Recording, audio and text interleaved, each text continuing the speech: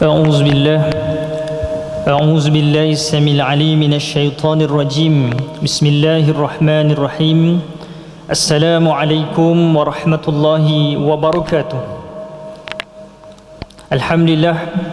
الحمد لله رب العالمين وبه نستعين على عمر الدنيا والدين والصلاة والسلام على أشرف الأنبياء والمرسلين وعلى آله وصحبه أجمعين قال رب اشرح لي صدري ويسر لي أمري واحلل عقدة من لساني يفقهوا قولي أما بعد. Yang saya muliakan ahli jawatan kuasa Masjid Taman Putra Perdana Puchong Selangor Darul Ihsan Malaysia, seterusnya ahli jawatan kuasa Tuan Nazir, Tuan Imam, Tuan Bilal, Tuan Siak, AJK kira-kira, Dif-Dif kehormat, hartawan-hartawan, dermawan-dermawan, wong-wong sogeh, ibu-ibu, ayah-ayah, adik-adik, abang kakak, muslimin, muslimat, hadirin hadirat yang hadir pada tazkirah ataupun kuliah maghrib istimewa kita pada malam ini. Assalamualaikum warahmatullahi wabarakatuh. Apa khabar semua? Kabare moga-moga diparingi waras, amin insya-Allah. Dah makan ke belum? Wis mangan no porong. Ketorone kayu ngelih wai. Nampak macam lapo je. Yang lapo tu insya-Allah makan kat syurga, amin insya-Allah. Tama-tama dan selamanya kita mengaturkan banyak-banyak rasa syukur kepada Allah. Alhamdulillah pada malam yang baik ini kita sama-sama dihimpun boleh berada dalam majlis ilmu taman-taman syurga. Alhamdulillah. Kata ulama, siapa di dunia lagi boleh terpilih untuk duduk dalam majlis ilmu taman-taman syurga, insya-Allah di akhirat dia boleh terpilih untuk duduk di taman-taman syurga Allah, amin insya-Allah. Jadi insya-Allah tajuk kita pada malam ini iaitu di sini bermulanya hijrah. Baik hadis sekalian, tajuk kita pada malam ni bukan kaleng-kaleng. Ini dia, anak muda kata bukan kaleng-kaleng, bukan biasa-biasa. Tajuknya apa dia? Di sini bermulanya hijrah. Di sini tu kat mana? Sekarang ni kita berada kat mana? Masjid. Masjid ni adalah apa dia? Sebaik-baik tempat di atas muka bumi Allah Ta'ala. Ini dia.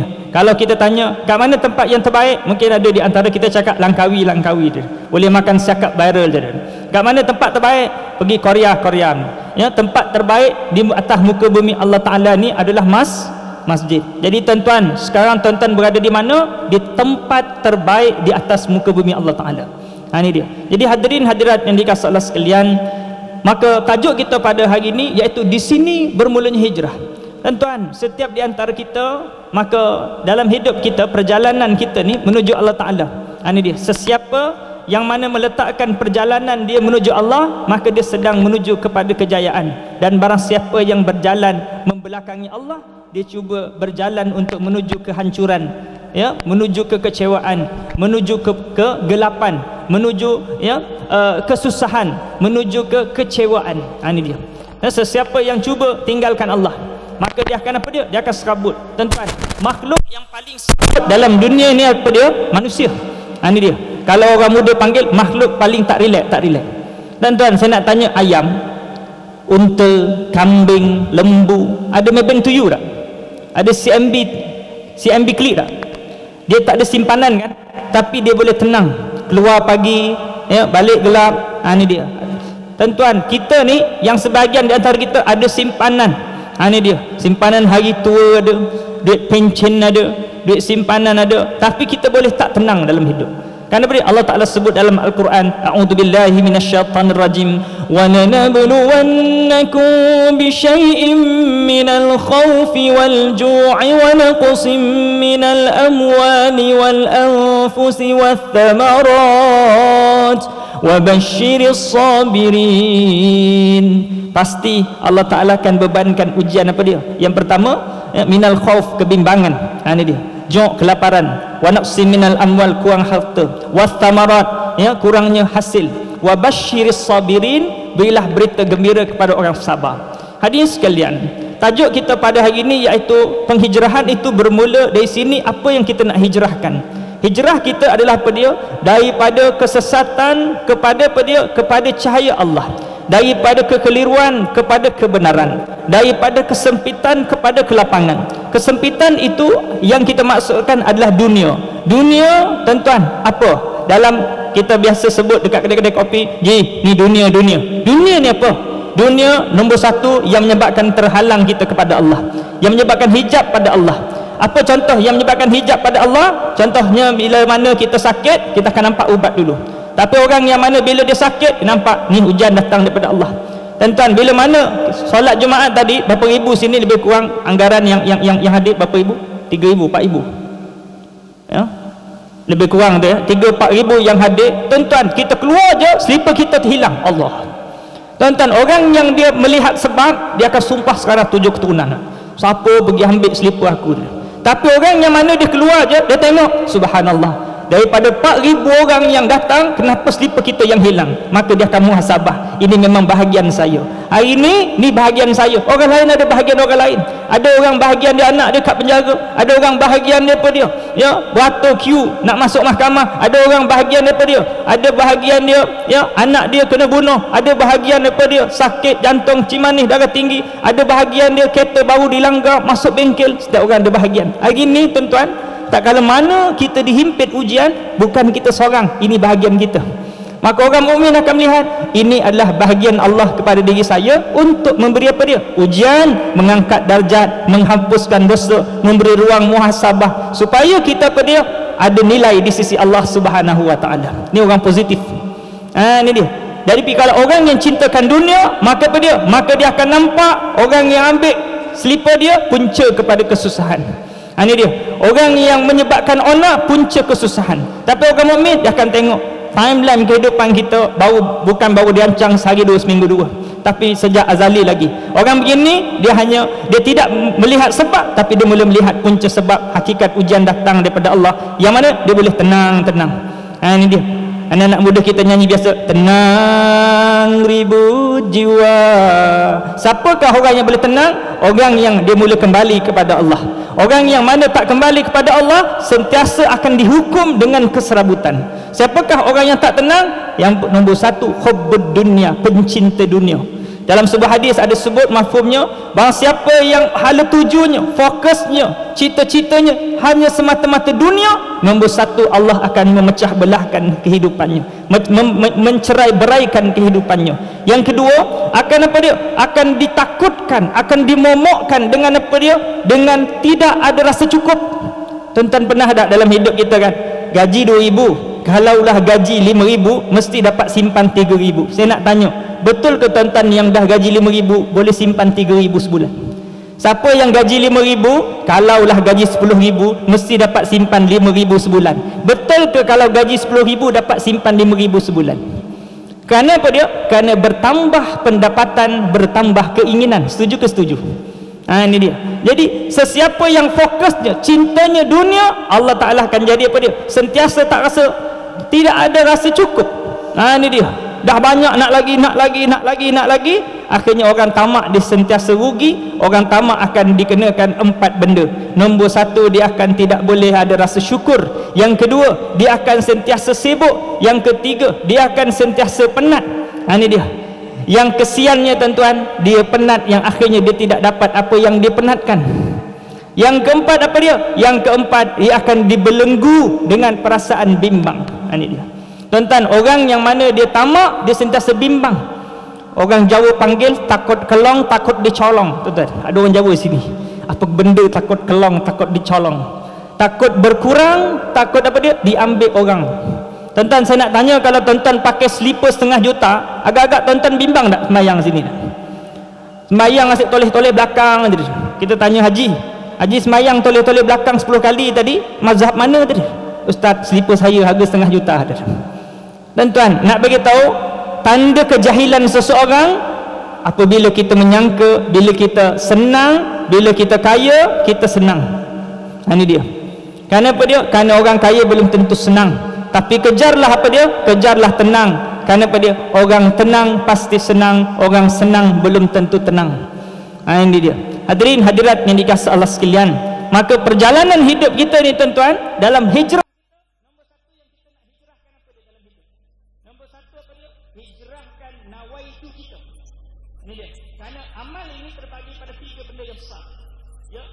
Nombor satu apa dia? Amal hati. Yang kedua apa dia? Amal perbuatan. Yang ketiga amal apa dia? Ya, amal yang namanya apa dia? Amal harta. Ya, amal perbuatan mungkin salat, ini dia. Amal harta mungkin infak sedekah, tapi amal hati ni tuan-tuan, ni nombor satu yang perlu hijrahkan. Ini dia. Sesiapa yang dia perbetulkan penghijrahan hatinya, maka tuan-tuan dia akan sentiasa kecewa dalam hidup. Sesiapa yang datang masjid, siapa datang masjid ni? Yang datang masjid ni, manalah tahu nanti dalam KJ. Besok kalau mana kita dapat lantikan, kita berpuas hati. Tapi besok tak kala mana Allah Ta'ala takdirkan kita tidak lagi dilantik, kita mula berkecil hati sehingga kita boikot, tak datang masjid dan surau. Berlaku tuan-tuan. Ini dia. Ada seorang jumpa dengan saya, ustaz, ayah saya bekas Qori negara. Sekarang ni dia dah tak datang masjid. Kenapa? Semenjak dia tak ada gigi, orang tak lantik jadi imam. Allah. Ini dia. Tuan-tuan, sesiapa yang mana tidak ikhlas dalam perjalanan hidupnya kerana Allah, dia tidak akan mampu istiqamah. Orang istiqamah ni siapa dia? Orang yang mana lillahi ta'ala. Tuan-tuan, kena ingat apa maksud dunia tadi. Kita bincang balik bab dunia. Dunia ni nombor satu, nikmah al-munqati', nikmat yang berhenti. Siapa-siapa cinta dunia, tuan-tuan tak akan pernah memiliki. Mana milik kita, tidak ada milik kita, semua yang ada Allah yang punya. Ini dia tuan-tuan. Saya ni dalam tazkirah kadang-kadang ada silit-silit nasi ni. Sebenarnya saya dulu tiru Akil Hai. Kalau saya kenal Akil Hai dah. Tadi nak jadikan cerita, saya ceramah di Damansara Perdana. Ini saya dulu pernah nyanyi sepentas dengan Akil Hai masa saya sekolah rendah dulu. Lagu Seroja dia, mari menyusun. Ini dia. Saya sekolah rendah disuruh nyanyi lagu Seroja atas pentas. Nak dijadikan cerita, tadi saya tazkirah Jumaat, Ustaz Akil Hai ni yang membaca khutbah dan mengimamkan solat di belakang saya. Allah. Ini dia. Ya, jadi bertambahlah lagi dia punya apa dia? Bateri dia tu, dicas balik dia. Dah salam dia semua tu kan, dah selfie tu dah. Ini dia. Jadi hadirin hadirat yang dikasihi Allah, iklan sikit ya. Hadirin hadirat yang dikasihi Allah sekalian, maka perjalanan hidup kita nombor satu, hijrahkan nawaitu kita. Tuan-tuan hadirin sekalian, berapa banyak yang mana nawaitu kita selama ni merugikan kehidupan diri kita. Nombor satu apa dia? Nombor satu, niat kita bila kita tak betul. Kita tak tahu perjalanan hidup kita ni untuk apa. Ya, ada orang yang mana, ya, saya pernah ceramah di satu tempat yang mana dia tu, ustaz, saya bimbang jadi miskin, susah kerana anak saya dah biasa senang. Saya takut anak saya menjadi gelandangan. Ya, saya jadi gelandangan, terpaksa minta sedekah, saya bimbang. Saya kata, Allahumma salli ala sayyidina Muhammad. Manusia ni kita tak perlu bimbang, kerana yang bimbang ni sebenarnya bukan hidup tapi mati. Tuan-tuan, saya ulang, tuan-tuan hari-hari bimbang kan, fikir macam-macam, fikir macam mana ni nak kahwin, macam mana ni anak sekolah, anak kita dapat 9A berdengung, bukan 9A, 9A berdengung, 9A. Ustaz, macam mana ni anak saya 9A? Ustaz, macam mana ni anak saya duk main PUBG Mobile Legends? Ustaz, macam mana ni? Hidup kita serba kebimbangan ni tuan-tuan. Tuan-tuan hadirin sekalian, nombor satu, tuan-tuan tak perlu bimbang soal dunia, kerana yang paling bimbang itu adalah mati. Kerana dunia, Allah Ta'ala tuan-tuan dah tetapkan rezeki kita daripada sejak azali lagi. Setiap orang dia ada bahagian rezeki dia.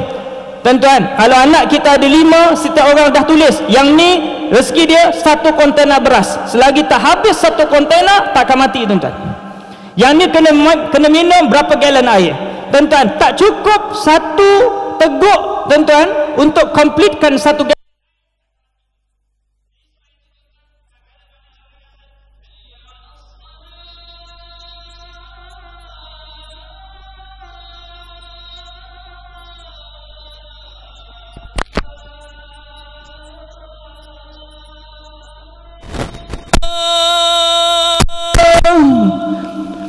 Bunyi azan je tuan-tuan, ya, yang bawa pandaput, yang bawa grab put boleh berhenti semayang. Saya jumpa tanya, kenapa awak duk semayang ni? Ni dia kata, ustaz, saya tinggalkan pandaput grab put ni kenapa dia? Kerana tak ada yang lebih besar daripada Allah Subhanahu Wa Taala. Ni dia. Kerana apa dia? Kerana tak ada, ya, tak berbaloi dengan dia ambil komisen RM5, dia tinggalkan Allah yang maha kaya. Allah. Tuan-tuan pernah tengok tak? Ya, di tempat saya ada orang jual air kelapa, dia kalau nak sembahyang dia tulis rehat solat. Tempat tuan-tuan ada tak? Kalau tuan-tuan pernah pergi mana-mana, dia tulis rehat solat, ada tak? Tuan-tuan, orang ini adalah orang yang meletakkan pergantungan rezeki semata-mata kerana Allah, mengharapkan apa di sisi Allah berbanding apa yang di tangan. Tuan-tuan tahu tak sebab apa kita bimbang hari-hari? Kerana kita cuma percaya apa yang di tangan, tapi kita lupa kita ada Allah yang memberi rezeki, yang menetapkan rezeki. Kerana kita terlalu overthinking. Kadang-kadang kita pening, ustaz, sekarang ni harga barang semua naik ni, macam mana ni? Anak saya nak masuk universiti macam mana? Cucu saya nak masuk universiti macam mana? Kita pun tanya haji, anak haji umur berapa? Anak baru 5 tahun. Allah, tunggulah besar dulu. Kerana apa dia? Kerana sifat rezeki ni, dia kalau kita tak cari, rezeki tu cari kita. Ini dia tuan-tuan. Kita tak perlu bimbang, kerana sampai masanya rezeki tu akan ada. Hari ni kenapa kita pening? Sebab rezeki tu belum ada di tangan. Kerana sebab itu siapa yang bergantung rezeki di tangan dia, dia akan bimbang. Tapi sesiapa yang bergantung rezeki di sisi Allah, maka dia akan tenang. Pak Haji tadi tinggalkan dia punya kelapa, air kelapa dia, jualan kelapa dia, ya, dia boleh tinggalkan. Kenapa dia? Kerana dia yakin yang bagi rezeki Allah, bukan orang yang datang beli. Tuan-tuan, berapa ramai orang yang cuma fikir logik. Ni orang lalu lalang ni ramai ni. Lagi-lagi kalau hari Jumaat, kalau kita tinggalkan cendol kita ni, macam mana? Ada orang sanggup mempertahankan kecendolan dia untuk mendapat keuntungan lebih. Tuan-tuan kena ingat, dalam konsep rezeki, tuan-tuan, kita kena kejar berkat, bukan semata banyak. Kalau banyak tak ada keberkatan, maka banyak pun dia tidak akan cukup. Dia bagaikan apa dia? Timba yang bocor. Ini dia. Ya, kita bawa pandaput, kita bawa grabput, ya, banyak kita dapat, tinggalkan solat, tinggalkan Al-Quran, tinggalkan majlis ilmu. Tuan-tuan, besok tak kala mana tuan-tuan kita perlukan duit itu, na'udzubillah, kereta kita orang langgar, motor kita orang pinjam, masuk dalam longkang, terbelah 3 dan sebagainya. Tuan-tuan, untung itu nak dibandingkan rugi repair, lagi banyak ruginya. Tuan-tuan, ada di antara kita, tuan-tuan, ya, ni kita sebut, Rasulullah sebut 2 yang tidak akan pernah tua. Nombor 1 apa dia? Nafsu, dan juga yang nombor 2 iaitu angan-angan panjang. Ada di antara kita yang haji, bila nak pergi kuliah dia kata busy. Dulu haji kata haji busy sebab kerja, sebab anak-anak. Sekarang busy apa? Saya sekarang dah pencen, saya beli tanah di Kuala Selangor, nak buat homestay dia. Yang haji seorang lagi, saya sibuk beli tanah kat Kelantan, saya nak tanam sawit dulu. Tuan-tuan, hadirin hadirat yang dikasihi Allah sekalian, sesiapa yang mana dia kejar dunia, dia tidak akan dapat. Saya buktikan, tuan-tuan, kerana dunia dia hanya layak meminjam, bukan memiliki. Saya nak tanya, mana Yamaha, Petak, Honda bulat, tuan-tuan, dulu mana Vespa, tuan-tuan, yang tuan-tuan beli? Ada tak beli Vespa dulu? Ada tak? Mana pergi? Dia pernah ada dan dia pernah singgah, tapi sekarang dah tak ada dah. Ini dia. Mungkin tuan-tuan ada beberapa koleksi yang tuan-tuan sekarang dah tak ada dah. Kerana sifat dunia cuma singgah. Mak ayah pernah singgah, adik-beradik pernah singgah, anak pernah singgah, umur 20 pernah singgah umur 30, pernah singgah umur 40, pernah singgah umur 60, sampai satu masa kita akan singgah pula ke alam barzah. Ini tuan-tuan, kerana hidup cuma singgah. Dunia kalau tuan-tuan tak nak tinggalkan, dunia tinggalkan kita. Ini dia. Kalau siapa-siapa tak nak tinggalkan dunia, dunia tinggalkan kita. Kerana bertambah umur, dunia tidak akan semakin relevan untuk kita. Buktinya, berapa ramai orang yang dulu dia berdoa, hari ini dia tidak berdoa apa yang dia doa. Contoh, ustaz, saya tak berapa faham ustaz cakap ni. Contohnya, tuan-tuan dulu doa nak kahwin lagi. Ada sebagian di antara kita dah tak dengar dah doa kahwin lagi dia. Ustaz, umur saya dah 80, bini yang ada ni pun kadang-kadang menyakitkan hati, penyakit banyak, takut kahwin lagi mati cepat dia. Ni dia. Ya, berapa banyak dulu kita minta apa dia? Ustaz, dulu saya doa nak rumah 3 tingkat, sekarang tak payahlah, lutut dah sakit dia. Yang 1 tingkat ni pun dah sakit dia. Dulu kita minta motor besar dia. Ustaz, sekarang tak boleh, naik pun dah tak berapa stabil, yang motor kecil ni takut kena himpat, na'udzubillah. Tuan-tuan, dunia semakin hari dia tidak akan semakin relevan untuk kita. Masa kita muda-muda dulu, kita mungkin berbangga bila orang tanya rumah kita, haji, rumah kat mana? Dia tanya kita balik, ustaz, rumah yang mana? Yang Dana ke yang dekat Damansara, dekat Damansara ke Sungai Buloh ke yang dekat Bangi ke kat Kajang. Banyak betul rumah haji ni. Tapi lepas 20 tahun kita tanya haji, saya nak tanya haji sekarang duduk rumah yang mana? Saya duduk hospital. Allah Akbar. Tuan-tuan mungkin gelak tapi ni realiti tuan-tuan. Sekarang ni kita boleh cakap kereta kita ada 4 biji, 8 biji. 20 tahun lagi bertanya haji, sekarang haji naik kereta yang mana? Naik wheelchair tu. Ni tuan-tuan, perjalanan hidup kita realiti tuan-tuan. Yang orang kerja jawatan dia tidak akan selamanya, yang kerja harta dia tidak akan selamanya, kerana harta yang kita kejar satu masa dia akan menghina diri kita. Masa tu duit kita berkepuk-kepuk dalam akaun, kita nak makan udang galah pun tak mampu tuan-tuan, doktor tak bagi. Nak makan musang king lagi tak boleh tuan-tuan. Ni dia. Nak berkata dalam hidup ni tuan-tuan, jangan kita kejar dunia. Dunia ni cuma tempat singgah je tuan-tuan. Kalaulah umur kita sekarang 40 kata ulama, maka Allah Ta'ala telah sebahagiankan, Allah Ta'ala telah sempurnakan sebahagian rezeki kita tuan-tuan. Lebih kurang 70-80% Allah Ta'ala dah sempurnakan. Kalaulah umur kita ni baina sittin wa sab'in, seperti mana yang dijelaskan oleh Rasulullah, maknanya kalau 40%, umur 40, maknanya agak-agak dah lebih kurang 70% tuan-tuan. Allah Ta'ala dah sempurnakan rezeki. Sebahagian di antara kita yang mana tak ada pasangan, dah ada pasangan, tak ada anak, dah ada anak, tak ada tempat tinggal, dah ada tempat tinggal, tak ada kenderaan, dah ada tempat dah ada kenderaan. Maka ulama kata bila masuk je umur 40, nak kejar apa lagi? Kejar pula akhirat, tempat abadi kita. Kerana tuan-tuan takkan selama duduk di rumah. Kita akan berpindah daripada rumah ke alam barzah. Bila mana kita masuk umur 50, maka kata ulama ini adalah umur yang mana dah masak. Ni tuan-tuan, kita masuk tahun baru ni bukan menyebabkan kita umur semakin panjang.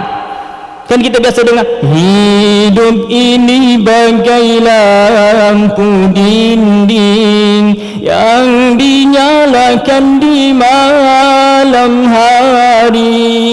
Apabila minyak sudah kering, ia akan pasti padam sendiri. Generasi budak-budak yang mana dia sunat pakai laser mungkin tak dengar lagu ni ya. Ayah-ayah mungkin dengar lagu ni. Dan zaman sekarang pun tak ada dah lampu dinding ni tidak ya.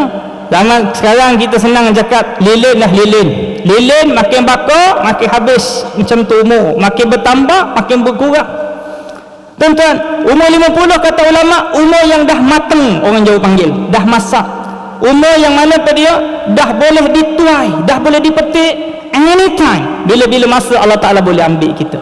Umur 50 dan umur 60 Allah, saya nak sebut pun tak berapa sopan ya. Umur 60 kata ulama, umur ini adalah umur yang celaka bagi orang yang mana dah capai umur 60 tetapi dia masih tinggalkan Allah. Kerana umur berapa yang diperlukan supaya dia boleh kembali kepada Allah ni tuan-tuan. Saya nak tanya tuan-tuan, ada tak kawan-kawan kita yang umur 60 tak sembahyang lagi? Ada tak? Allah, umur berapa lagi baru nak kembali kepada Allah tuan-tuan? Jadi hadirin hadirat yang dikasihi Allah sekalian, ulama sebut bila datang pagi jangan tunggu tengah hari, jangan tunggu petang. Bila datang tengah hari jangan tunggu petang. Bila datang petang jangan tunggu malam. Bila datang malam jangan tunggu besok pagi. Maknanya jangan bertangguh apabila kita mendapat nikmat masa tuan-tuan.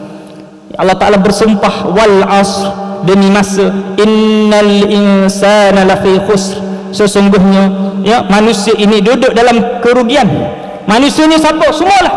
Alim ulama'nya rugi, ada ilmu tak disampaikan, pemimpinnya rugi, ada kuasa tetapi tidak amanah, orangnya ada harta rugi, ada harta tidak disedekahkan, semua illal ladina amanu, kecuali orang-orang beriman, wa amilus salihat, yang melakukan kebaikan, wa tawassaw bil haqq wa tawassaw bis sabr. Siapakah orang tak rugi itu?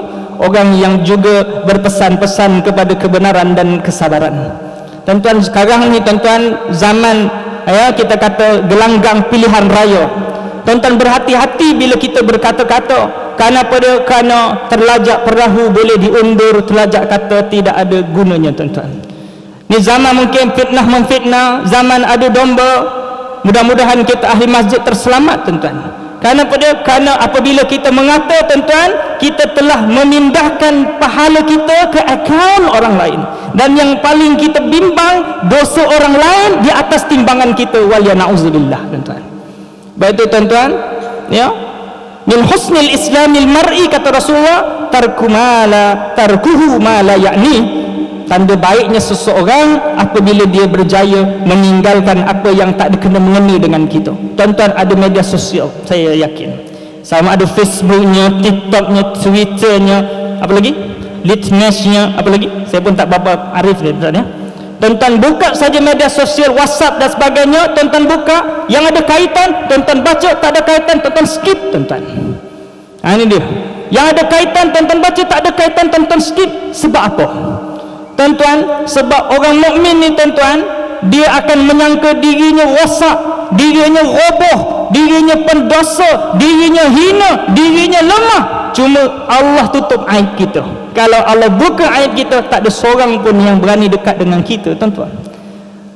Kita, orang mukmin, menyangka dirinya lemah supaya ada ruang untuk dikuatkan, menyangka dirinya pendosa supaya bertaubat, menyangka dirinya roboh supaya ada masa untuk diperbaiki. Melihat dosa daripada muda sampai saat ini yang begitu banyak, tuan-tuan, maka takkan ada masa dan ruang untuk sibuk nak tengok dosa orang, tak ingin nak dengar dosa orang. Duduk kedai kopi, haji nak tengok tak, ya, ni imam sekian, majlis sekian-sekian ni, minta maaf saya tak mau dengar. Ni sensasi, tak apa, saya tak nak dengar. Kalau saya tak dengar pun saya tak rugi apa-apa. Ni, tuan-tuan, siapa boleh cakap macam ini, Allah hadiahkan syurga. Sebab apa dia? Nombor satu, dia jaga aib saudaranya. Yang kedua, dosa mendengar dan dosa mengumpat, dosanya sama. Ustaz, saya dengar je, bukannya saya mengata, dosanya sama. Kerana mustahil orang bercakap dengan dinding, tuan-tuan. Betul tak? Ada tak orang mengumpat dengan dinding? Mesti ada pendengarnya, kan? Betul, tuan-tuan, zaman fitnah sekarang ni, tuan-tuan, jangan kita banyak apa dia? Jangan kita banyak dengar apa yang tidak ada kaitan dengan diri kita. Tetapi orang mukmin, dia banyak apa dia? Dia banyak duduk dengan Allah. Duduk dengan Allah ni maknanya apa dia? Bermunajat. Munajatku padamu Tuhan, ampuni dosa ku masa silam, sempurnakanlah kehidupanku, murahkan rezeki dengan nikmat-Mu, jadikanku hamba bertakwa dengan iman untuk agama. Munajat maknanya mengadu, tuan-tuan. Orang mukmin bila dia tahu dirinya lemah, banyak dosa, banyak nak mengadu kepada Allah. Doanya lama, salatnya lama, qiyamnya lama, zikirnya lama, sebab banyak nak mengadu kepada Allah. Tapi kita lebih seronok nak mengadu kepada manusia. Sebab itu kita sembang dekat kedai kopi. Kalau sembang, pokok boleh tumbang, gajah boleh terbang, tuan-tuan. 3 jam sembang tak terasa, tuan-tuan. Betul ke betul? Macam-macam kita nak mengadu. Kita nak mengadu itu, nak mengadu ini. Bukan kita cerita boleh ke tak boleh, tapi kita nak cerita tentang orang mukmin. Bila dia berhijrah, dia akan apa dia? Dia akan sibuk banyak mengadu kepada Allah berbanding mengadu kepada makhluk. Kerana sesiapa yang belajar dan terus belajar, maka dia tidak akan cuba banyak mengadu kepada makhluk. Kerana mengadu kepada makhluk hanya menambahkan beban. Tuan-tuan, saya nak kongsi 3 pada malam ni, antaranya, tuan-tuan, iaitu 3 sumber ketenangan. Dia, kalau tuan-tuan lazimi 3 ni, insya-Allah tuan-tuan akan tenang walau di mana saja tuan-tuan berada. Ini dia. Nombor 1, tuan-tuan, lazimi zikrullah. Ini dia. Ingat sungguh-sungguh pada Allah dalam apa jua perkara. Dia takkan tenang. Tuan-tuan, orang lain, tuan-tuan, bila dapat emas, seronok sakar. Ini dia. Orang tua-tua dulu kata suka-suka dapat luka, tuan-tuan. Jangan terlalu seronok sangat. Kalau seronok jatuh longkang. Allahu Akbar. Ini dia biasa-biasa je. Kita bagi apa dia? Kita bagi mak kita ataupun tuan-tuan sendiri, anak kita bawa pergi Langkawi makan siakap viral. Ya, sedap, alhamdulillah. Macam biasa je, ayah tak happy sangat pun, alhamdulillah lah. Ayah makan-makan ni, ayah ada beringat kalau malam ni mati ni, agak-agak ayah nak jawab apa depan Allah, nak jawab apa di depan malaikat munkar nakir. Agak-agak ayah boleh tak lepas titian sirat perjalanan ribuan tahun yang di bawahnya kawah-kawah api neraka. Orang yang sentiasa melihat keluasan akhirat, tuan-tuan, walau apa pun dalam kehidupan dia ingat perjalanan akhirat. Kalau jadi pemimpin ingat akhirat, kalau ada harta ingat akhirat, nampak ada peluang-peluang untuk disedekah, diinfakkan. Ini dia. Saya ambil maklum masjid Taman Putra Perdana dalam sedang untuk menaik taraf. Kita perlukan lebih kurang RM 100,000 lebih kurang, tuan-tuan. Jadi tuan-tuan hadirin sekalian, yang ada kelapangan rezeki, maka tuan-tuan infakkan harta tuan-tuan ke jalan Allah Ta'ala, ke tabung itu. Tuan-tuan, tabung tu bukan tabung masjid, tuan-tuan. Tabung tu adalah tabung tuan-tuan. Ini di akaun kita. Sebab itu tuan-tuan, saya tanya tuan-tuan, kenapa simpan duit dalam Maybank? Maybank tu saya punya. Ini dia. CMB tu akaun saya. Tuan-tuan simpan duit dalam tabung tu, itu tabung, tuan-tuan. Tabungan akhirat, tuan-tuan. Ini dia, tuan-tuan. Betul orang mukmin, dia tak pernah rugi kalau duitnya masuk dalam tabung, kerana itulah yang kekal di sisi Allah. Kerana harta kita cuma 3. Nombor 1, apa yang kita makan. Saya nak tanya tuan-tuan, air ni rezeki saya ke bukan? Air ni rezeki saya ke bukan? Air ni bukan, ialah baru bulan lepas ceramah kat sini. Ini dia. Mungkin ada yang baru datang kat sini rezeki ustaz lah, dah ustaz pegang. Air ni bukan rezeki saya. Rezeki saya apabila saya minum bismillahirrahmanirrahim. Alhamdulillah, yang masuk tu rezeki saya. Yang baki ni belum tentu lagi. Ini dia, mungkin rezeki imam dan sebagainya. Hadirin hadirat yang dikasihi Allah sekalian, nombor 1, apa yang kita makan. Dan berapa ramai orang cari makan yang akhirnya dia tak makan apa yang dia cari. Banyak. Yang kedua, rezeki kita apa yang kita pakai. Rasanya bulan lepas saya ceramah, tuan-tuan pakai baju macam ni juga colornya dia. Kan banyak lagi color lain. Kenapa saya pakai baju yang sama ni? Ini favorite saya, nak buat macam mana ustaz? Walaupun banyak lagi baju lain, tapi ini yang selesa, outfit dia sedap. Ini dia. Tuan-tuan, saya nak beritahu, harta yang betul-betul yang kita pakai, yang berlambat-lambat tu belum tentu rezeki kita. Yang ketiga, yang betul-betul harta kita, tuan-tuan, apa yang kita infakkan ke jalan Allah. Sebab itu tuan-tuan, rugi orang yang keluar pagi balik gelap, keluar gelap balik pagi, cuma fikir nak menggulungkan hartanya. Alhaakumut takatsur, celakalah orang yang mengumpul-ngumpul harta hatta zurtumul maqabir. Bukankah sampai satu saat kita semua akan masuk kubur, tuan-tuan? Kubur, tuan-tuan. Orang mukmin hari-hari duk fikir kubur. Tuan-tuan fikir nak buat rumah di Selangor ni kadang-kadang sampai mencecah, siap dengan tanah semua 500 juta pun ada, tuan-tuan. Tuan-tuan, kita semua akan dapat rumah seorang satu percuma, bukan rumah Selangorku, tapi kubur, tuan-tuan. Semua orang akan dapat seorang satu, betul ke betul? Maka tuan-tuan, orang mukmin fikir macam mana dia nak hias kubur dia. Tuan-tuan, yang kita hias rumah kita, panggil konsultan, nak letak yang namanya apa dia, swimming pool kat mana, nak hias, nak dekor macam mana. Tuan-tuan, yang kita nak habiskan ratus ribu tu, tuan-tuan, berapa hari kita boleh duduk dekat rumah yang kita hias itu, tuan-tuan. Tapi kubur, tuan-tuan, kita nak duduk lama, tuan-tuan. Ini dia. Kenapa cantik-cantik ni? Nanti kalau orang datang tak malu, tuan-tuan. Kita seronok nanti orang nak datang, tuan-tuan. Nanti kubur kita, tuan-tuan, siapa yang nak datang, tuan-tuan? Ini dia. Jadi hadirin hadirat yang dikasihi Allah sekalian, insya-Allah kita akan berehat dahulu untuk memberi laluan azan. Jangan ke mana-mana, kita bertemu lagi selepas ini, insya-Allah. Allahumma salli ala sayyidina Muhammad. Bertemu kembali. Hadirin sekalian, kita sambung topik kita tadi berkenaan tentang 3 sumber ketenangan dan kebahagiaan. Nombor 1 apa dia? Ingat pada Allah. Ini dia. Ingat pada Allah ni banyaklah. Ingat mati. Ada kan lagu dia kan? Lagu ingat mati tu. Kita kena sentiasa ingat mati. Kalau tuan-tuan punya telefon, kalau nak letak gambar profil batu nisan pun boleh. Ini dia. Gambar apa dia? Liang lahat pun boleh. Apa-apalah. Ini dia. Boleh buat frame liang lahat. Beli apa dia? Beli kain kapas siap-siap, boleh letak apa dia? Boleh buat frame. Ini dia. Ni apa putih je ni, tak ada corak-corak. Ni seni dia. Seni apa dia? Ini adalah kain kapan, biar sentiasa ingat mati dia. Ini dia. Mati ni tuan-tuan bukan gurauan, tapi benda yang pasti. Kita kahwin lagi tak kahwin lagi tak pasti lagi. Kita rumah kita lulus loan tak tak pasti lagi. Mati benda yang pasti. Ini dia. Dia tua muda miskin kaya. ya, anak saudara saya meninggal dunia baru tingkatan 3 kemalangan mutu, jantung tak ada, kecil manis tak ada, darah tinggi tak ada, tua belum. Kerana mati tak tunggu tua, mati tunggu sampai masanya. Betul hadirin hadirat yang dikasihi Allah sekalian. Maka nombor 1, orang yang banyak ingat Allah dia akan tenang. Kenapa dia? Tak ada yang lebih besar daripada Allah Ta'ala. Ini dia, bila orang yang mula keyakinannya kepada Allah, sandarannya kuat kepada Allah, dia tenang. Kerana semua yang datang daripada Allah baik. Saya ingat kata-kata Saidina Omar.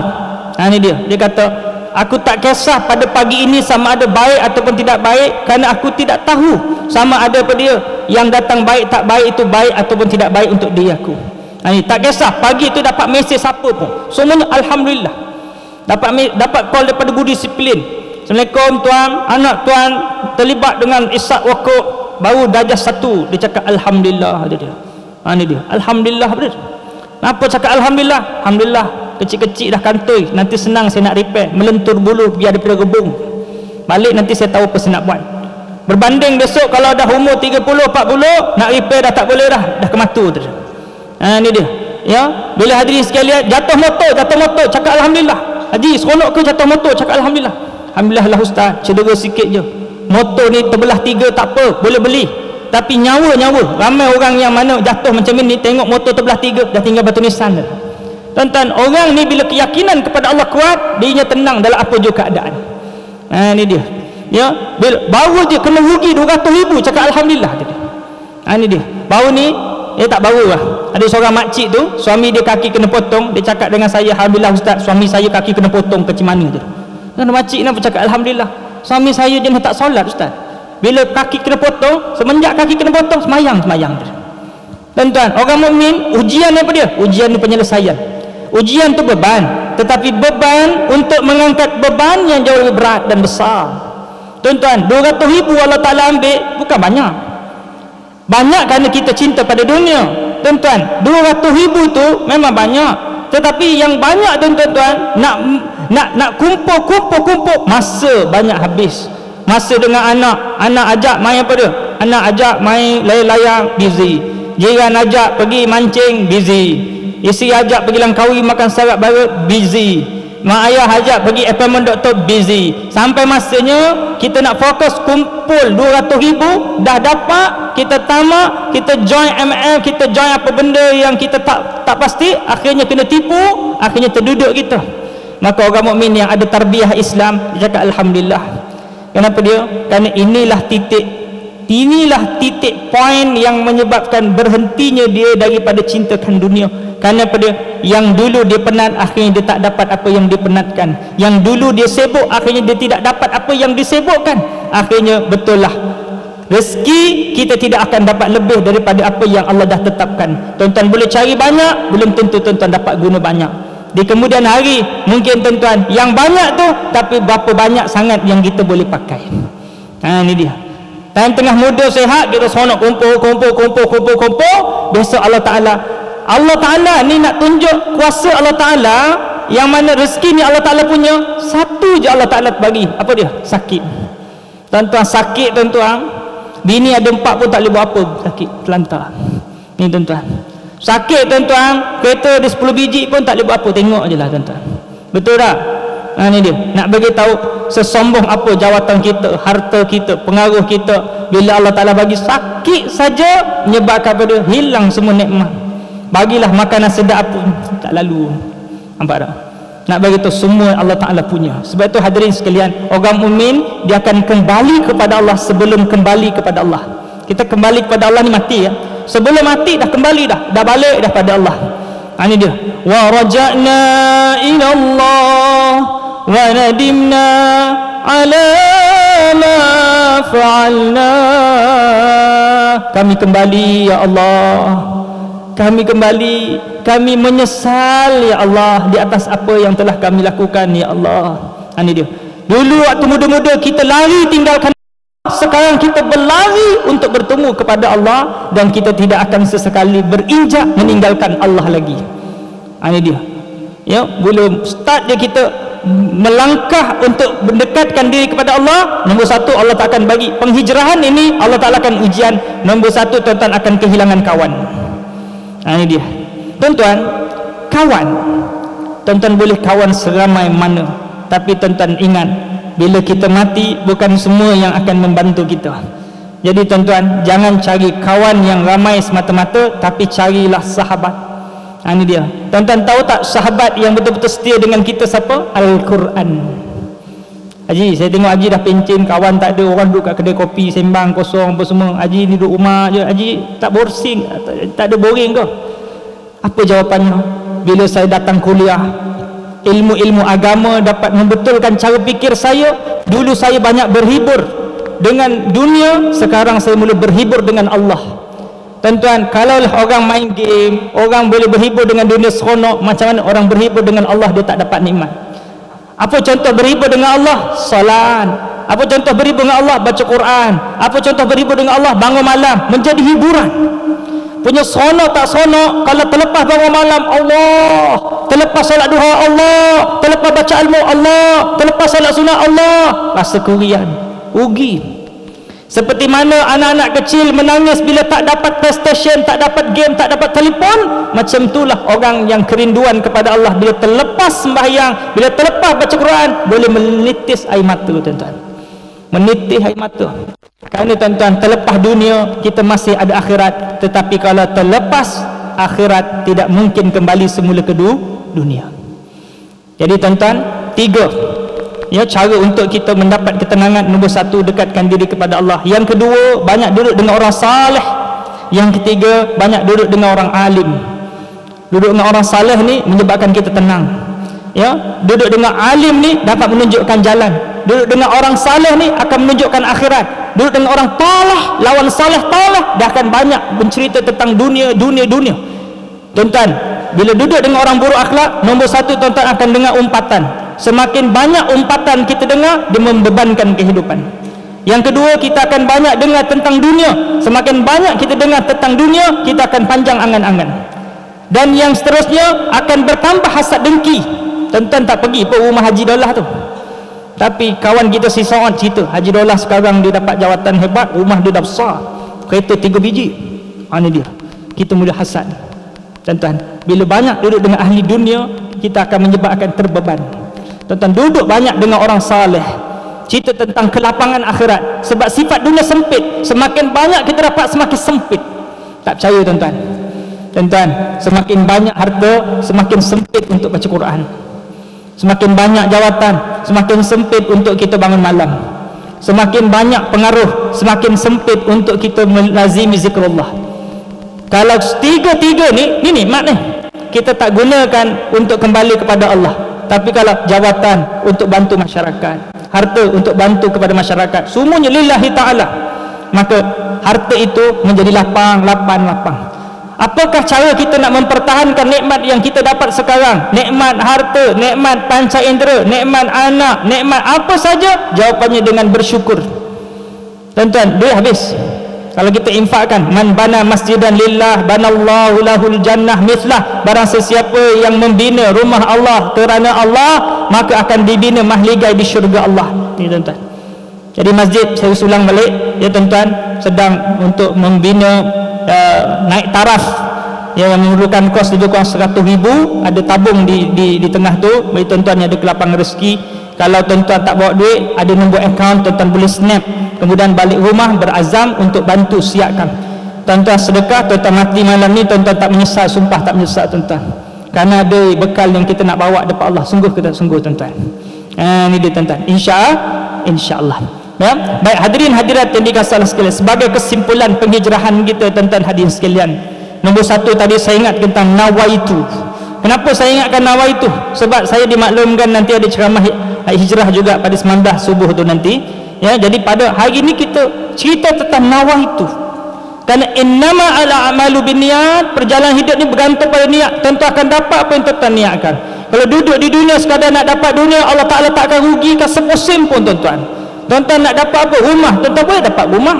Tuan-tuan nak dapat tempat tinggal, tuan-tuan tak ada bezanya. Kalau sekadar nak dapat tempat tinggal, kucing, lembu, kerbau ada tempat tinggal. Kalau setakat nak berkeluarga, ayam itik ada keluarga tuan-tuan. Ini dia. Kalau setakat nak makan binatang dekat hutan dapat makan tuan-tuan. Tapi kita nak mencari nilai di sisi Allah, maka nak cari nilai di sisi Allah, betulkan niat kita. Tuan-tuan duduk dalam majlis ilmu, di dalam majlis yang sama tetapi nilai yang tak sama. Walaupun duduk tempat yang sama, nilai yang tak sama. Solat di saf yang sama, nilai yang tak sama. Baca Quran yang sama, nilai yang tak sama. Apakah itu? Nawaitu. Kenapa baca Quran? Saya baca Quran lillahi ta'ala. Kenapa baca Quran? Saya tengok ramai orang, saya pun baca Quran. Biar orang nampak saya ni pembaca Quran. Kenapa datang majlis ilmu? Supaya orang tahu saya ini alim. Ini dia. Kenapa sedekah? Supaya orang tahu saya ni apa dia? Dermawan. Betulkan balik niat. Saya nak bagi tahu semua yang tuan-tuan buat baik. Cuma tadi kita awal kita dah sebut amal terbagi pada 3. Amal hati, amal perbuatan, amal harta. Amal harta sedekah bagus.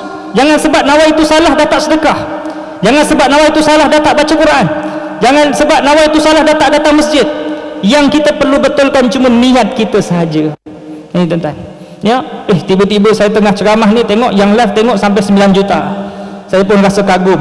Saya pun astaghfirullahalazim. Saya balik tu. Ustaz, kenapa balik? Saya tadi ada rasa kagum, ujub. Tak betul.